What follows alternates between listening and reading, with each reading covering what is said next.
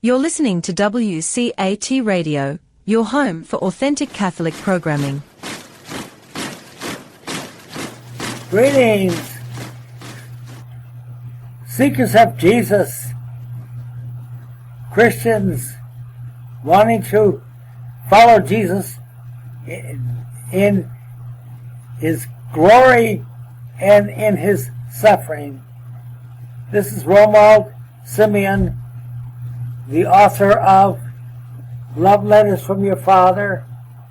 And here we're talking about this Lectio Divina of the Revelation of John, the last book in the Bible, and chapter 2, the letters to the churches, to the 7 churches of Jesus Christ, where Jesus appears in glory.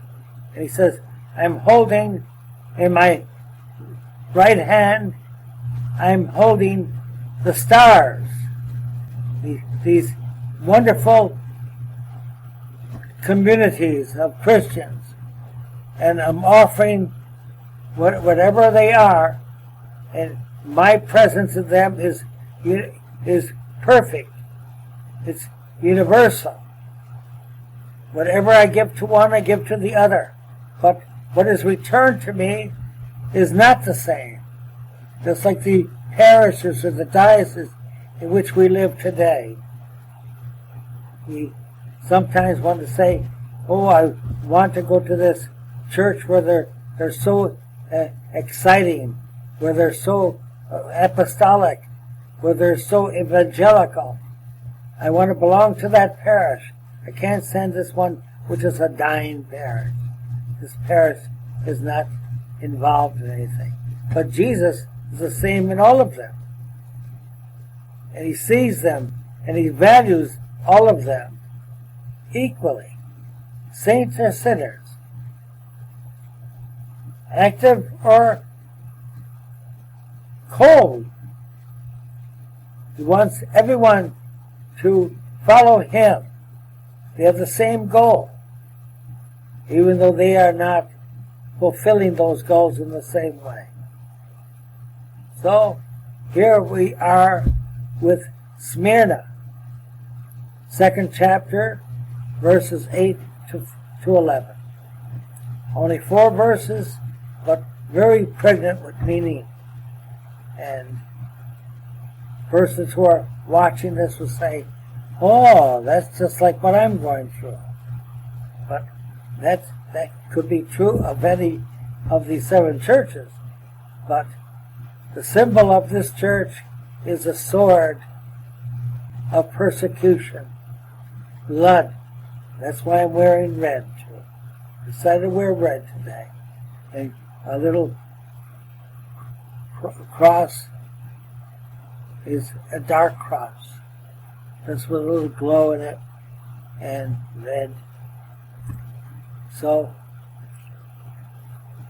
what is the city itself was called the Golden Crown of Asia Minor, the fairest flower of Asia Minor. Why?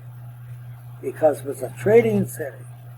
It was prosperous and in commerce, prosperous in trading goods, going through that area between Europe and Asia and Persia. This is where we seem to have found the first guilds or unions of merchants, you know. It would be like the owners, the heads of head of a corporation. And of course, it's not exactly that, but the ones who really controlled commerce and were rich. And of the religious people that were there were Jews, merchant Jews. We call them Judaizers because we're going to say they're not exactly the most religious Jews. They were the prosperous, the rich Jews, like in the gospel we would say dives, D-I-V-E-S, or divas, who gave scraps only to Lazarus and saw himself prosperous Jew who was not generous for others. That's exactly the type that we have here. But the Christians now were in a situation of persecution, and very strong persecution here. They were the outcasts of this area. So we look at the social status of the Christians here, and remember that they were not called Catholics at that time because they were a small percentage of the population. This was the growing time of martyrdom, where every time that the Romans were killing Christians, persecuting them, and this was a place of persecution of the Christians, where they were not only down and they looked down on, but they were, like, say, not important in the city, but they were persecuted when they were found. This was the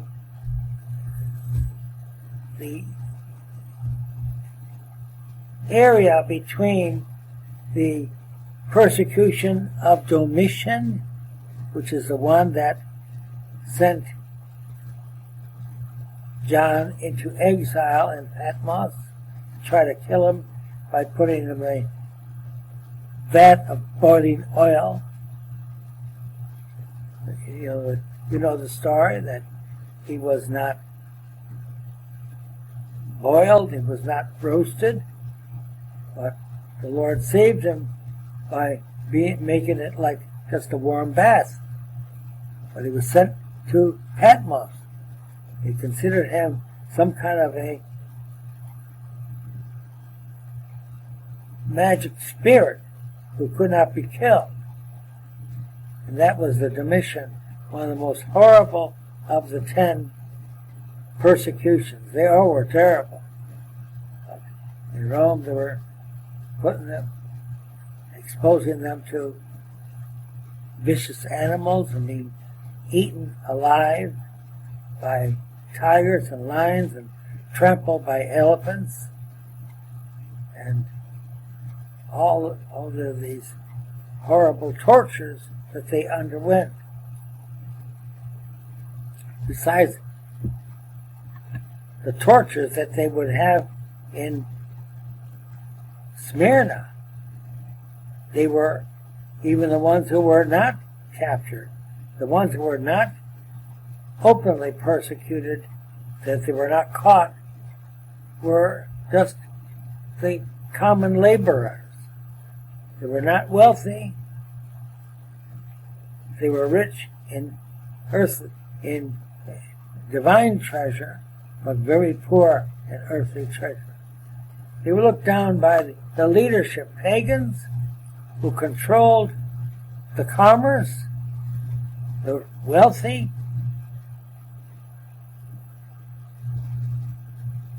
pagans.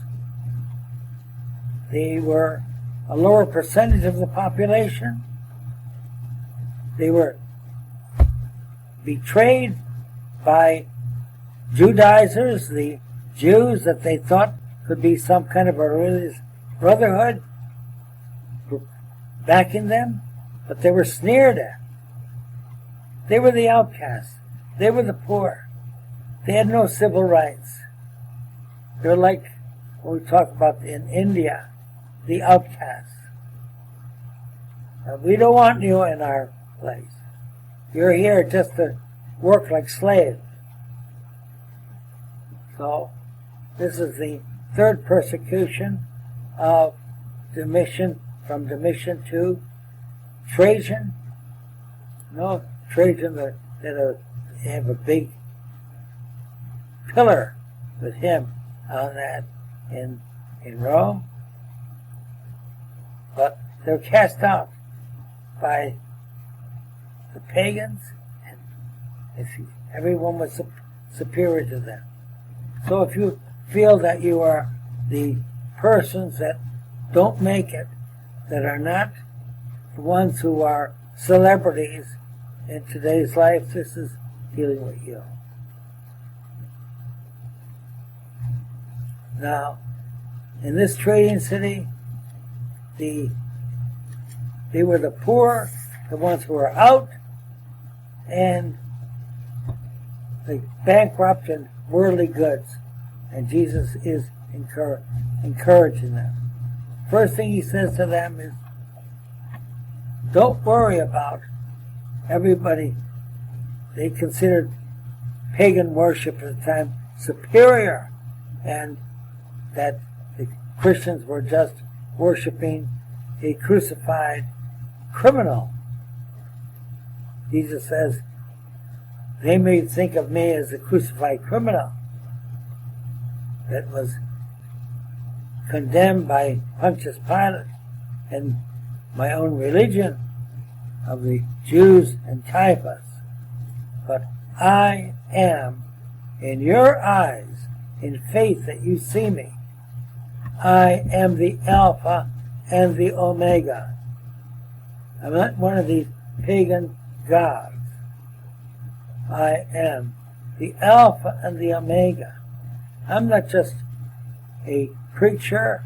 I'm not just a philosopher. I'm not just someone who comes to give you insights of how to live your daily life in this world. They've got it made. The pagans have it made. These process people have it made. They have security. They have control. All the things that people want to do to see their prosperity, they were the leaders. They were the authorities. And you poor peons, you're a slight. You're a blight to our culture. They had no more feeling towards Christians than to step on an ant, step on a spider, just crush it and squeeze it out and get rid of it. But Smyrna, with all of these persecutions, became a more and more increasing Christian, and we would say Catholic in a sense, but we're not called Catholic because Catholic is an adjective which means that they're universal, everywhere, and increasing, and a majority. And that didn't come until another 200 years. Now, they were the nobodies as far as the pagans were concerned. Sometimes when we think of them as being Christians there under John the Evangelist and having the Eucharist and all of their self-esteem, publicly they were put down, and people wondered about their great self-esteem, that they were children of the King of the universe. So we have to see in the eyes of faith our position in reality, not our position in the world, not our position in the society. People get prosperous and be the ones that we would think to, if we're not really Christian, not really spiritual, to look up to, the wealthy, the powerful. We're more like Jesus Christ, the Son of Man, but actually internally,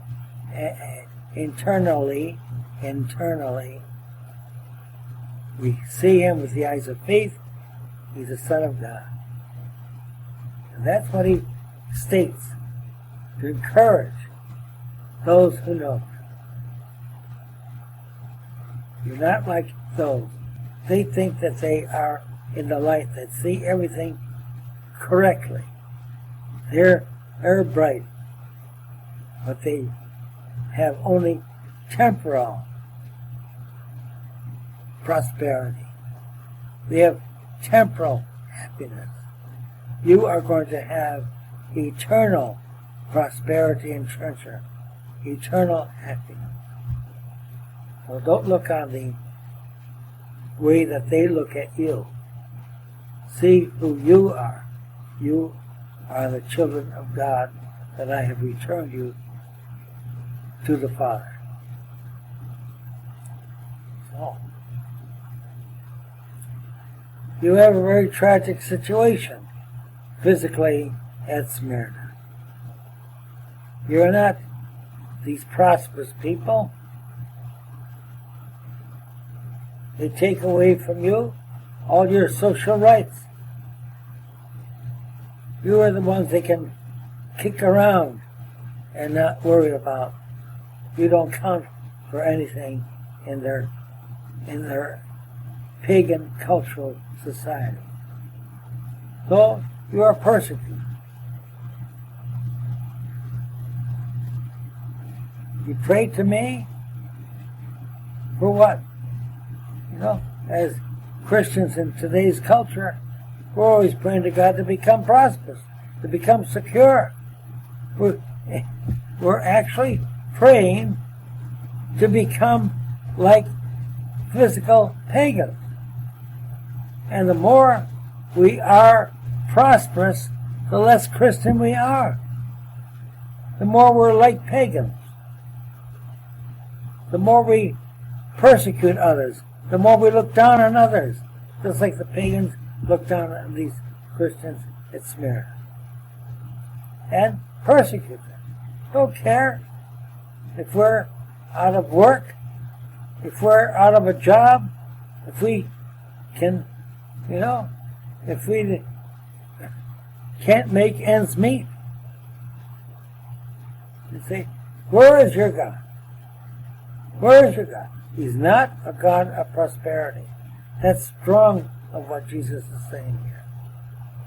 Be not like the Judaizers, that you consider that if you're doing the works of God, you're doing the works, you're going to be prosperous. You're going to have it easy. You're going to have all the physical happiness that other people have. You'll have all this way of entertaining yourself, I go sometimes on my bike ride, and people that I'm witnessing to the Lord and trying to reach out to people and evangelizing, find out where people are in their spiritual life and trying to give them the Word of God. And there, in this particular town where I am, it's on the lake, and get these persons who are not on Sunday, not going to church. They're going with their fishing boats out, but wow, what fishing boats they have. I'm not looking at them with envy, because I had a boat one time, and to me it was luxurious, but it was something like cost me about $100, and with a motor that I didn't always know whether it was going to work or not work. First time, in fact, I took it out, I was such a duffer.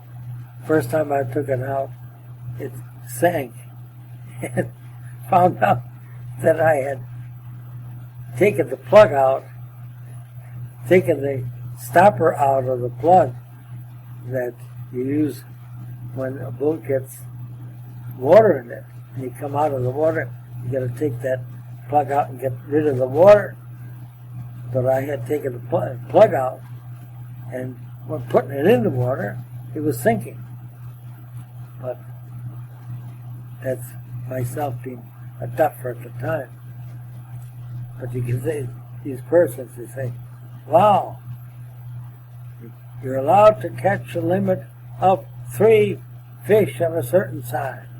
There's a sign right there at the wharf. And they're putting the boats in, and they got a big, gigantic motor. They say, well, just curiosity. How much is that motor? Well, this will cost you from $30,000 or $40,000. Besides that, the boat, when you count up all the things that they need, a trailer and a car, and they can pull this boat, it's like $80,000.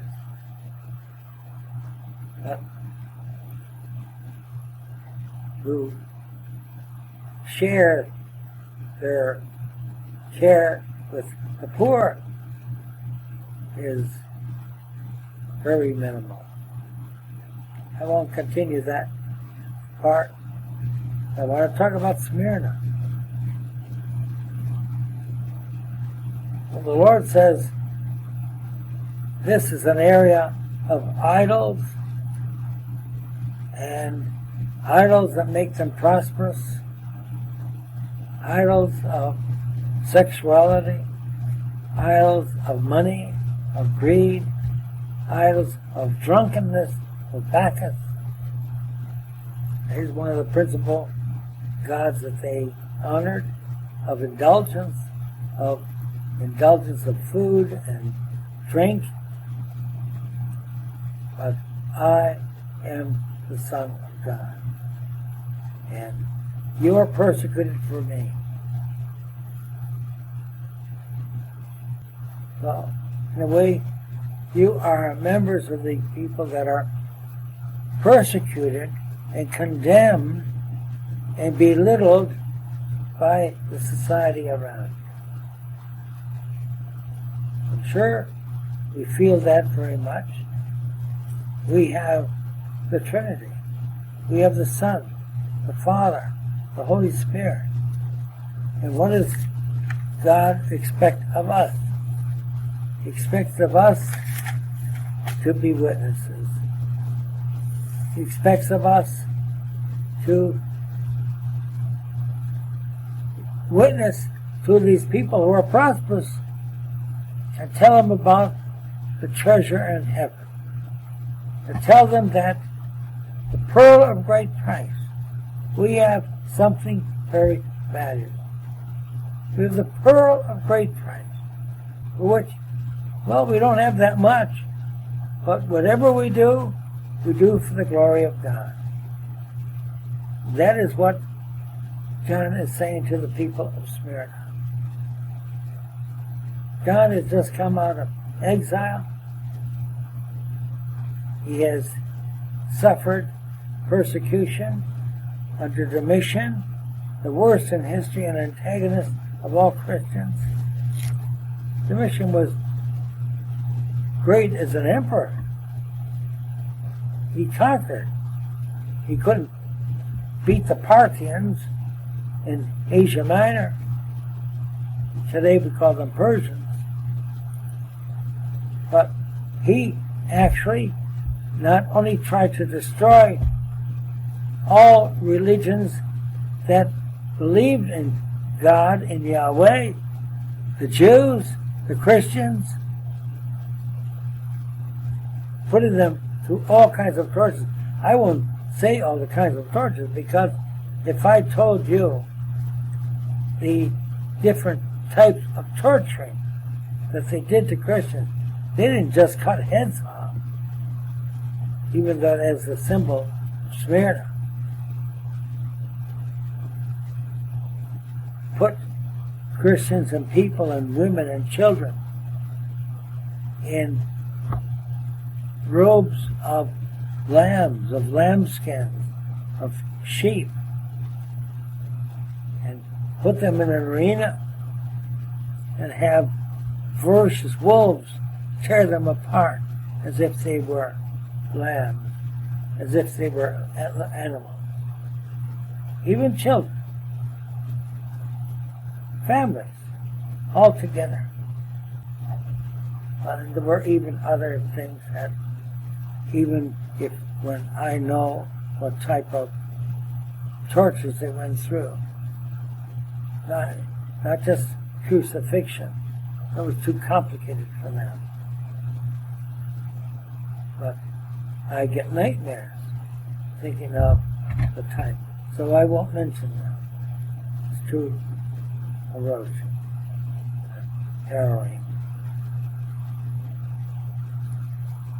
But the mission even tried to destroy all the literature, even the few things, part of Scripture that we have, just in fragments, can come from this time.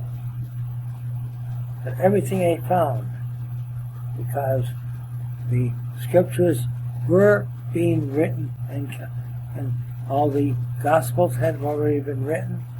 John was writing his letters. Here is the last book of the Bible that he was writing and saying to the churches. But every scrap of papyrus, of writing, of any kind of Scripture regarding God and the Jews and the Persecute, Persecute, get the name, they were being burned and gotten rid of.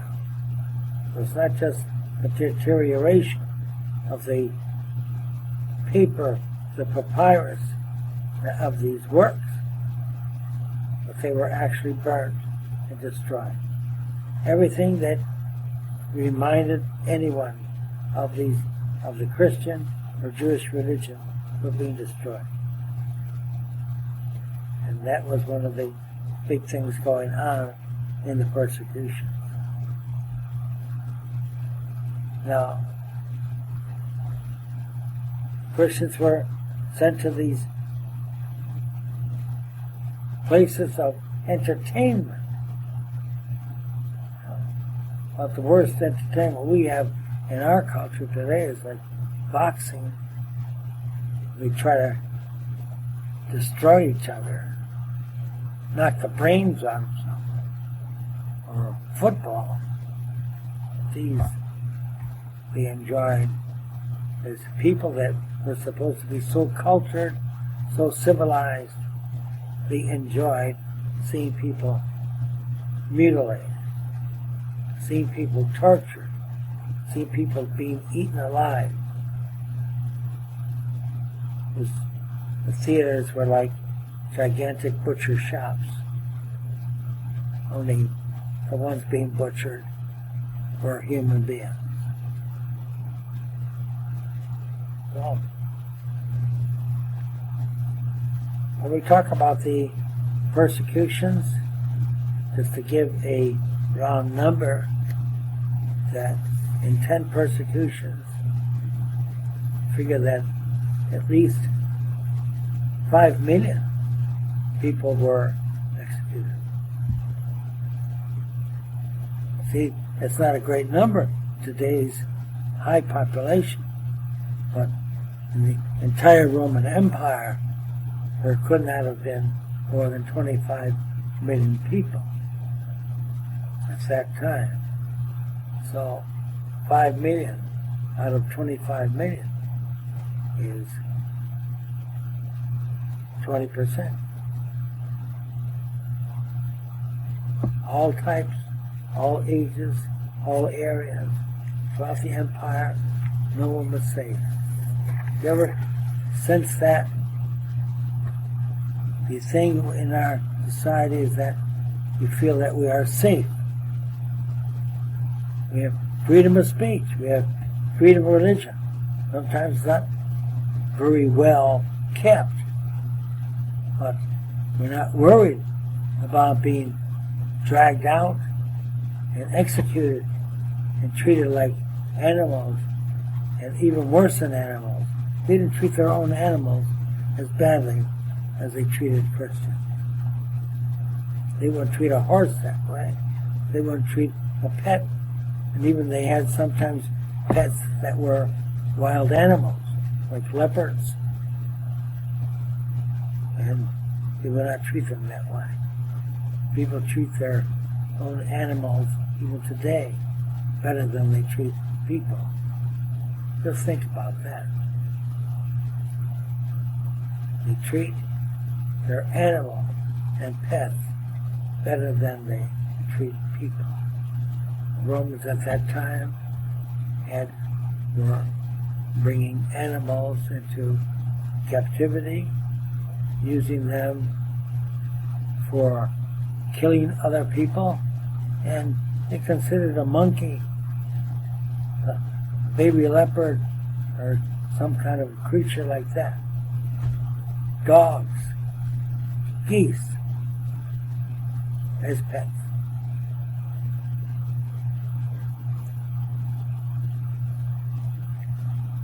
Now, the 7 capital churches, Jesus said, I protect you. I hold you in my hand. Now, sometimes I think I really have to stress this, that in our prayers today, we're always talking about God saving us, keeping us safe, keeping us healthy. We cannot stand any kind of, not just persecution. We get annoyed if someone doesn't give us affirmation. If someone crosses us, if we have friends who betray us and don't agree with us, we get angry. And I want to say this, in regard to the Smyrna, people of Smyrna, the Christians there, they did not take revenge. They didn't try to kill their persecutors. They did not take revenge. I remember even as a child going to see cowboy movies. You see, it's always the same basic plot, where cowboys and the crooks, ones that are good, the ones that are bad. And in the end, the clapping that would go on, because in one way or another, the crook would get his just deserts. He would be killed. When they shot the gangs of rustlers and robbers and all that were cowboys, the leader always got away, and your main protagonist as an actor, the great hero, went after them and killed them.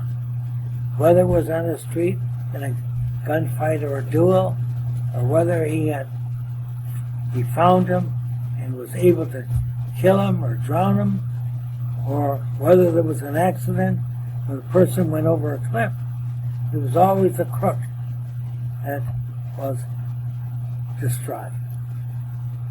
Not so in life. In life, it's not the crook that's always destroyed. It's the innocent person. We say, Lord, help us. If you love us, help us. Help us to survive. It's not the way it was. The most important and the most innocent of all was crucified. We have meditated on this. Do lectio divina and talk to Jesus. What are we suffering? We say we have to offer this suffering for Jesus. As St. Paul says, to fulfill the cruelty, to fulfill the penalty for sin with Jesus, of our own sins, of the sins of the world, as he does, and to show love. Jesus says, love your enemies, even those that persecute you. Doesn't mean just lie down and take it. It means witness the goodness of God. Witness the mercy of God. It's not easy to come by. Like when I say it, give you examples of it, it's very difficult. Because we always try to run away from pain. But the glorified Jesus is saying to the people of Smyrna, I am your protector. Your community, you are to be the light I hold in my hand, not just the stars, but the lights, the candle, the brightness in the darkness, provided in the dark ages. How do we do that? By reaching out and converting ourselves. Or enduring what is done to us. To make it useful. And you know, in the actual fact, at this time in the church, the more that the Christians will be persecuted. Christians are. Remember, we are Christians. We are the church of Jesus. We later became called Catholics. Catholic is an adjective. It says universal. We're not that universal at Smyrna at this time. We're not universal in our own society. You look around us. When I was a boy, we lived in a community that was very much controlled by the church. That is, had all the experiences with them. We had processions in the streets. Even the theater, the main theater that was in our area when I was a boy in Buffalo, that became a Catholic theater, Catholic center, because they were showing movies that were not approved by the Legion of Decency. And we went out and did not go to those theaters. And when they even determined to show some movies that were pornographic, persons came out. The women's organization, the Catholic Mothers Society, the Sodality of the Children of Mary, came out and they wore greased raincoats and formed a kind of a circle. So the persons who wanted to go into the theater to break through to see pornographic movies, they were not only embarrassed by facing young women, virgin girls, and mothers, Catholic mothers, in a circle, and go by them and grease their... It wasn't fair in a way, but they greased their suits with, well, it wasn't axle grease. I forget exactly what kind of grease it was. But, and eventually those theaters had to close. And it was bought by the parish as a Catholic center. So, what Jesus says is that love is being tested in our cultures. Love is being tested. His love is being tested. Who do we love? Who is our first love? We said that in the previous talk of the first letter to the churches. We find out as we face the culture what we really love, who we really love. Pain and suffering arises to prove love. A mother proves love by giving birth, by caring for those children, by defending them. Her freedom is taken away from her.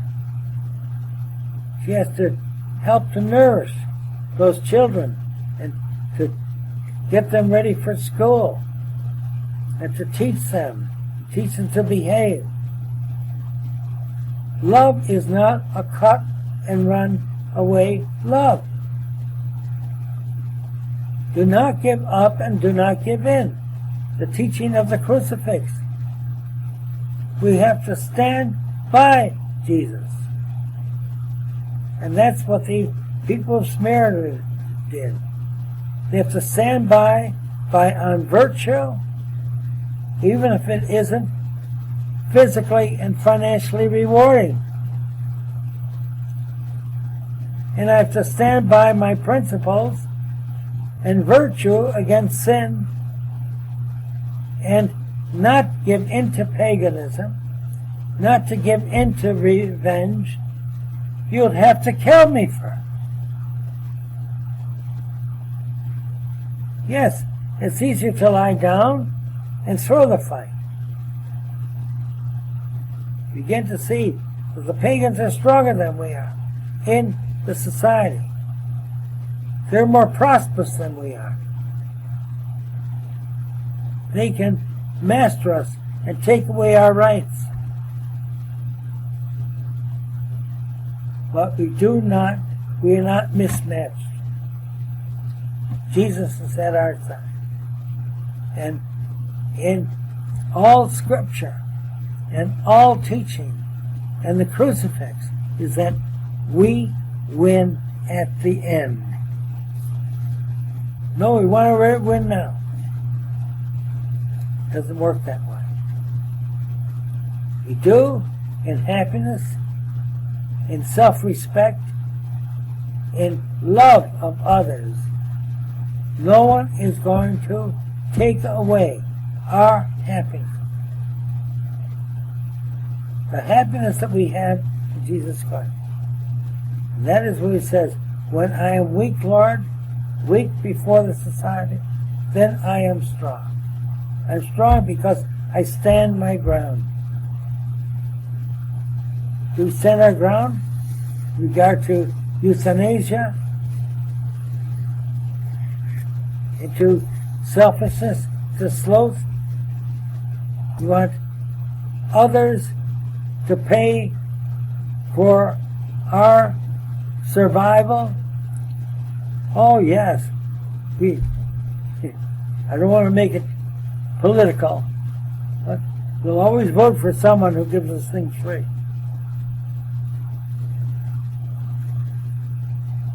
Well, the spiritual things are given to us free.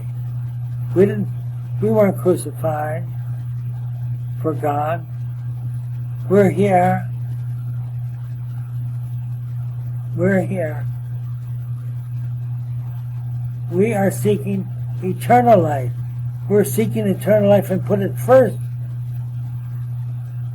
We'd have a lot less worries. So Smyrna, do not worry.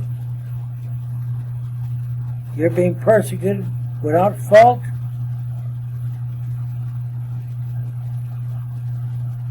Because of your fidelity. You do not take revenge, and you love the enemy as brothers in what actually does happen. In 100 years, in 200 years, in 300 years, Smyrna is almost 100% Christian. Polycarp of Smyrna, doctor of the church, comes out of this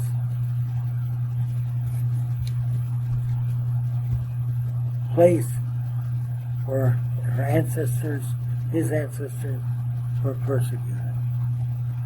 So we look to the final end. It's easy to say, it's hard to endure. But in Jesus Christ, we endure it for Him.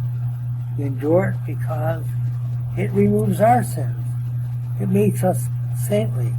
It makes us truly, as to say, children of God. Do I love you? Who do I love? Who do I love first in this life? Do I love myself and my own individual wants of having all of the physical and the prosperity, the security that I can engender, the acknowledgement of other people? Or do I look for the affirmation of Jesus? Do I look for Him to say to me, welcome, faithful child. Welcome into the kingdom of heaven. Welcome, where none of this human desire, none of this human accomplishment is so important. You had an hour of glory, you did something wonderful there, you're acclaimed and forgotten. You'll never be forgotten by me. I am the eternal one. I am the beginning, I am the present, and I am the end. Right now you're in the present. And how you act in your present is how you will have eternity. God bless you. Let us all pray for each other. Some of what I'm trying to say is a bit incomprehensible. The love of God for us is incomprehensible. The love we have to give Him is not. It's in your hands right now how much you love God, how much, at the very least, read His scriptures. Pray on the letters to the 7 churches. They were sent to you. Meditate on them and see what Jesus is saying to you. And talk to Him as being a member of that church, because you are a member of that church in one way or another in your own Christian community today. May God bless you. Let's pray for each other and know that we are not Lord. Jesus is Lord. In this life, everyone's trying to be God, but only God is God. God bless you. Hello, God's beloved. I'm Annabelle Mosley, author, professor of theology, and host of Then Sings My Soul and Destination Sainthood on WCAT Radio. I invite you to listen in and find inspiration along this sacred journey we're traveling together to make our lives a masterpiece and, with God's grace, become saints. Join me, Annabelle Mosley, for Then Sings My Soul and Destination Sainthood on WCAT Radio. God bless you. Remember, you're never alone. God is always with you.